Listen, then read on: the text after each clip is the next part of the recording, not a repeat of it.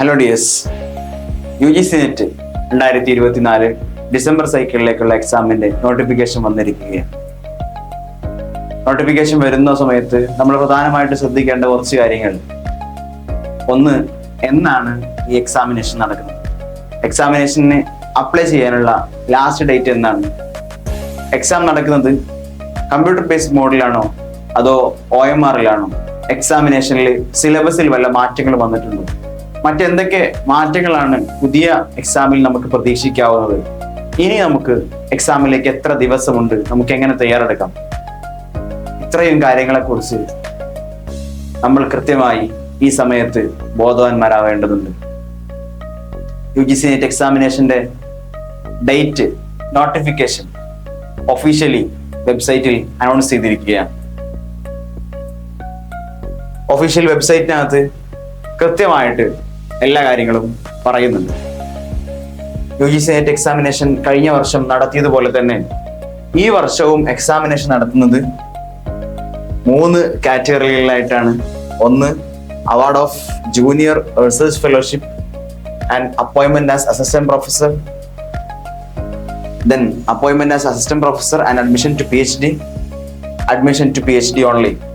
ഇങ്ങനെ 3 കാറ്റഗറിയിലായിട്ട് തന്നെയാണ് JRF വിത്ത് net without JRF, PhD only admission.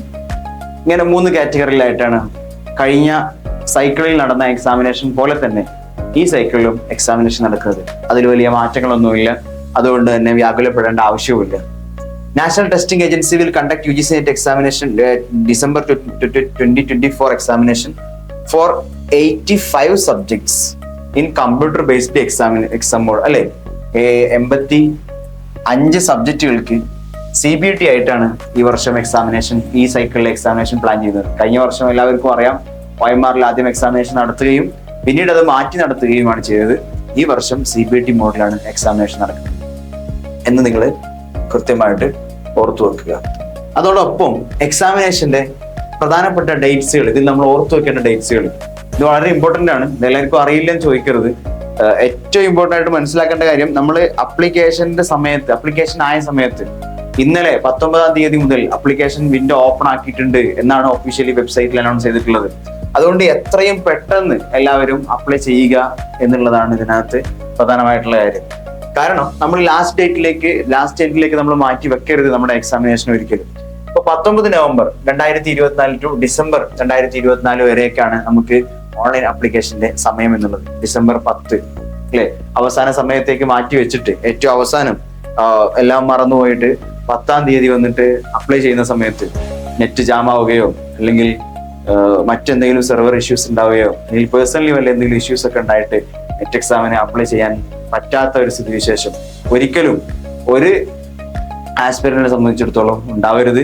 അതുകൊണ്ട് വളരെ കൃത്യമായിട്ട് ഇപ്പോൾ തന്നെ നിങ്ങൾ എക്സാമിനേഷൻ പ്രിപ്പയർ ചെയ്യുന്ന ആളാണെങ്കിൽ, എക്സാമിനേഷൻ സീരിയസ്ലി പ്രിപ്പയർ ചെയ്യാൻ താല്പര്യമുള്ള ആളാണെങ്കിൽ ഇപ്പോൾ തന്നെ നേരെ പോയിട്ട് എക്സാമിന് വേണ്ടി അപ്ലൈ ചെയ്യുക എന്നുള്ള ആദ്യ പടി നിങ്ങൾ ഇതിനകം പൂർത്തീകരിക്കണം. ലാസ്റ്റ് ഡേറ്റ്, ഫീസ് അടക്കാനുള്ള ലാസ്റ്റ് ഡേറ്റ് എന്ന് പറയുന്നത് 11 ഡിസംബർ ആണ്.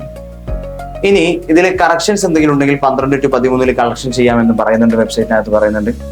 എന്നാണ് സിറ്റി അലോട്ട് ചെയ്യുക, അതുപോലെ എന്നാണ് അഡ്മിറ്റ് കാർഡ് കിട്ടുക, ഇത് രണ്ടും പിന്നീട് അറിയിക്കാം എന്നാണ് പറയുന്നത്. നേരത്തെ ഈ വിഷയത്തിൽ അഡ്മിറ്റ് കാർഡ് എന്ന് കിട്ടുമെന്ന വിഷയത്തിൽ സാധാരണയായിട്ട് എല്ലാ സമയത്തും അവ്യക്തതകൾ ഉണ്ടാവാറുണ്ട്. പലപ്പോഴും എക്സാമിന്റെ തലേ ദിവസമോ അതിന്റെ തലേ ദിവസമോ ആയിട്ട് കിട്ടാറുമുണ്ട്. അപ്പൊ അത് ആ വിഷയത്തിൽ ഇനി എന്ന് കിട്ടും എന്ന് വിചാരിച്ച് ആരും വ്യാകുലപ്പെടേണ്ട കാര്യമൊന്നുമില്ല. എന്തായാലും കിട്ടും എന്നുള്ളത് ഉറപ്പാണ്. എക്സാമിനേഷന്റെ ഡേറ്റും വന്നിട്ടുണ്ട്. ഇപ്പൊ നമ്മൾ ചെയ്യേണ്ട കാര്യത്രേ ഉള്ളൂ, എക്സാമിന് വേണ്ടി പഠിക്കുക. എന്നാണോ ഹാൾ ടിക്കറ്റ് വരുന്നത് അന്ന് ഹാൾ ടിക്കറ്റ് പ്രിന്റ് എടുക്കുക, വന്നാൽ ഉടൻ പ്രിന്റ് എടുക്കുക, അത്രേ ഉള്ളൂ. ഓക്കെ. ഡേറ്റ് ഓഫ് എക്സാമിനേഷൻ ജനുവരി 1 മുതൽ ജനുവരി 19 വരെയാണ് എക്സാമിനേഷൻ.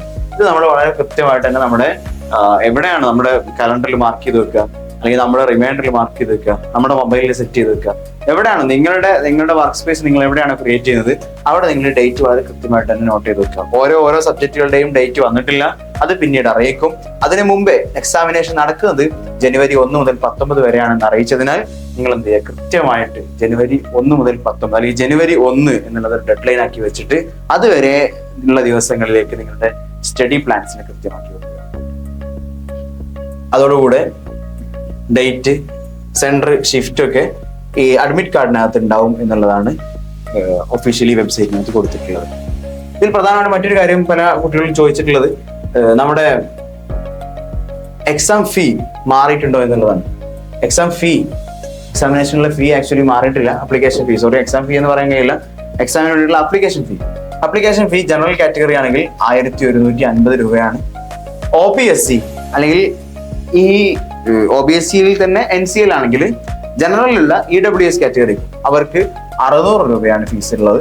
ഇനി SC ST PWD അതുപോലെ തേർഡ് ജെൻഡേഴ്സിനൊക്കെ 325 രൂപയുമാണ് ഫീസ് ആയിട്ടുള്ളത്. അപ്പോൾ ഈ ഫീസിന്റെ കാര്യം എല്ലാവരും ഓർത്തു വെക്കുക. നേരത്തെ തന്നെ ഫീസൊക്കെ സെറ്റ് ചെയ്തുകൊണ്ട് അടക്കാൻ വേണ്ടിയിട്ട് തയ്യാറാവുക. ഇത്രയും കാര്യങ്ങളാണ് ഇതിനകത്ത് പ്രധാനമായിട്ടും കൊടുത്തിട്ടുള്ളത്. ഏറ്റവും ഇമ്പോർട്ടൻ്റ് ആയിട്ട് നമ്മളെ ഈ ഒരു നെറ്റ് എക്സാമിനേഷന്റെ ഡേറ്റ് നമ്മൾ കൃത്യമായിട്ട് നോർത്തു വെക്കുക. ജനുവരി 1 മുതൽ നമ്മുടെ എക്സാമിനേഷൻ ആരംഭിക്കുകയാണ്. ജനുവരി 1 മുതൽ എക്സാമിനേഷൻ ആരംഭിക്കുന്നു എന്ന് പറയുമ്പോൾ വളരെ കൃത്യമായിട്ട് ഇരുന്ന് പ്രിപ്പയർ ചെയ്ത് പഠിച്ചാൽ ഇനി പഠിക്കാനുള്ള കൃത്യമായ ദിവസങ്ങൾ തന്നെ നമ്മുടെ മുമ്പിലുണ്ട്, അല്ലെ? ഇന്നിപ്പോ 20-ാം തീയതിയാണ്, അല്ലെ? നവംബർ 20-ആണ്. ഇനി നമുക്ക് ഈ ഒരു മന്ത് എൻഡോടുകൂടെ 10 ദിവസം കൂടെ നമുക്ക് കിട്ടും, 30-ാം തീയതി വരെയൊക്കെ. ദെൻ കംപ്ലീറ്റ് ഡിസംബർ മന്തും നമ്മുടെ മുമ്പിലുണ്ട്. ടോട്ടൽ നമുക്ക് പറയുകയാണെങ്കിൽ ഒരു 40 അല്ലെങ്കിൽ 41 ഡേയ്സ് നമ്മുടെ മുമ്പിലുണ്ട്. What we can do in this 40 days? നമുക്ക് എന്ത് ചെയ്യാൻ പറ്റും ഈ 40 ദിവസം?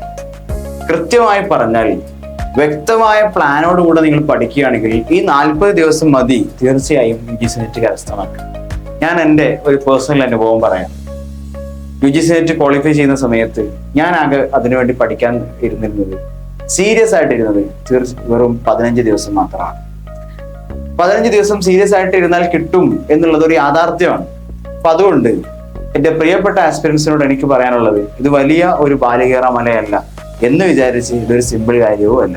പക്ഷെ നിങ്ങൾ സ്മാർട്ടായിട്ട് എഫേർട്ട് എടുക്കുകയാണെങ്കിൽ നിങ്ങൾക്ക് എത്തിപ്പിടിക്കാം. പക്ഷെ സ്മാർട്ടായിട്ട് എഫേർട്ട് എടുക്കുന്നില്ല എങ്കിൽ നിങ്ങൾക്ക് എത്തിപ്പിടിക്കാൻ കഴിയുകയുമില്ല.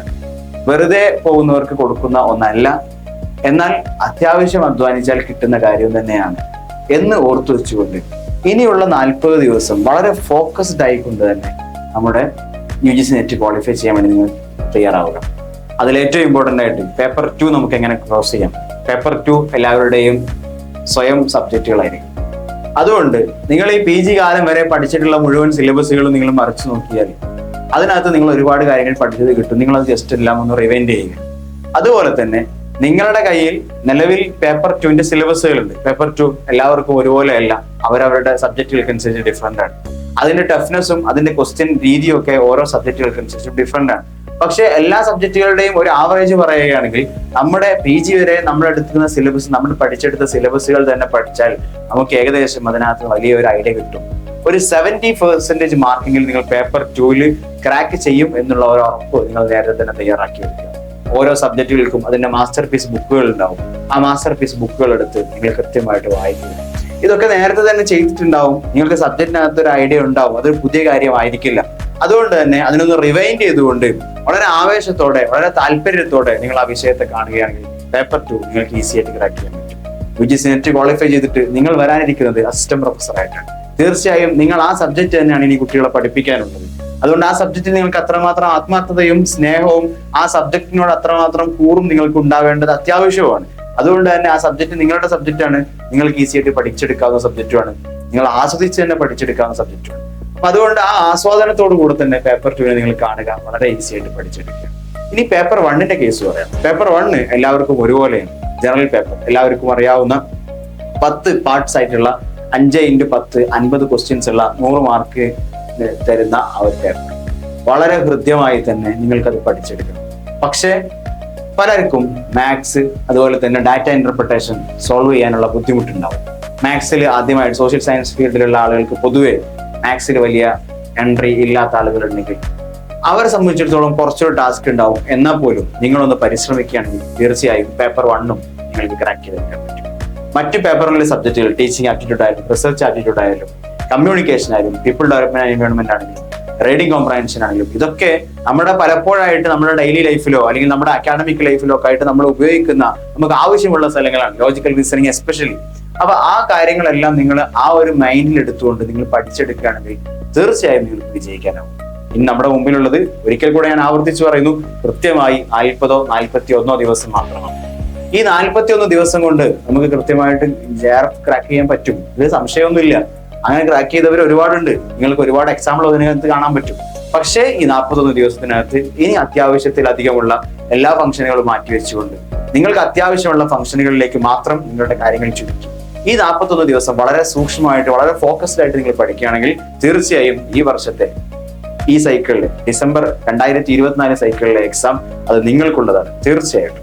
ഇനി നമ്മൾ എന്ത് നൽകും ഈ ഒരു കോഴ്സുമായി ബന്ധപ്പെട്ട്, അല്ലെങ്കിൽ പേപ്പർ 1മായി ബന്ധപ്പെട്ട് നമ്മൾ എന്ത് നൽകും എന്നുള്ളത് കൂടെ ഞാൻ ഇതിനകത്ത് കൂട്ടിച്ചേർത്ത് പറയാം. പേപ്പർ 1ന് നിലവിൽ ക്വസ്റ്റ്യൻ പവർഡ് ബൈ എജൂമി നമ്മുടെ UGC നെറ്റ് കോച്ചിങ് സെന്ററിൽ 2 ഫൗണ്ടേഷൻ ബാച്ചുകൾ ഇപ്പോൾ ഓടിക്കൊണ്ടിരിക്കുന്നുണ്ട്. അതിന്റെ പുറമെ നമ്മുടെ ഒരു ക്രാഷ് ബാച്ച് നമ്മൾ ഇതിനകം ആരംഭിക്കുകയാണ്. കൃത്യമായി പറഞ്ഞാൽ ഇനിയുള്ള ഈ 40 ദിവസത്തിനുള്ളിൽ എങ്ങനെ JRFലേക്ക് എത്തിപ്പിടിക്കാം എന്നതാണ് നമ്മുടെ ഈ ഒരു കോഴ്സിന്റെ ആകത്തുക.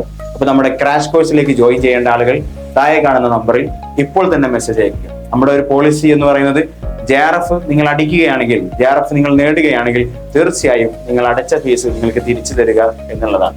അടച്ച ഫീസ് തിരിച്ചു തരിക എന്ന് പറയുമ്പോൾ JRF തീരെ അടിക്കില്ല എന്നുള്ളതല്ല അതിന്റെ ലോജിക്ക്.